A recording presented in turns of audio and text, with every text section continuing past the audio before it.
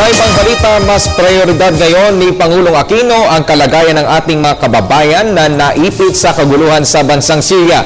Ito ang sinabi ni Presidential Spokesman Edwin Lasierda kasunod ng paglutang ng mga ulat na posibleng humingi si Syrian President Bashar Assad ng political asylum sa ating bansa. Git ni Lasierda, hayaan na lamang ang DFA ang magpalabas ng opisyal na pahayag hinggil sa sensitibong usapin. Una nang napaulat ang pulong ng Pangulo at iba pang DFA officials sa advisor ni Assad na si Botaina Shaaban para umano pag-usapan ang possible political solutions sa may 2 taon ng kaguluhan sa Syria. Ayon kay Lasierda, hindi naman inungkat ng Pangulo ang posibleng asylum kay Assad dahil binigyang konsiderasyon ito ang kaligtasan ng libo-libong Pilipino na nandun sa Syria.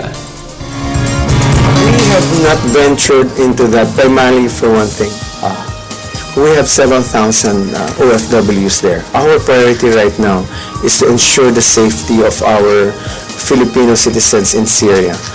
So we have not discussed, and precisely if you notice the statement of the ASEC Hernandez, they discussed more on the welfare of our Filipino compatriots in Syria.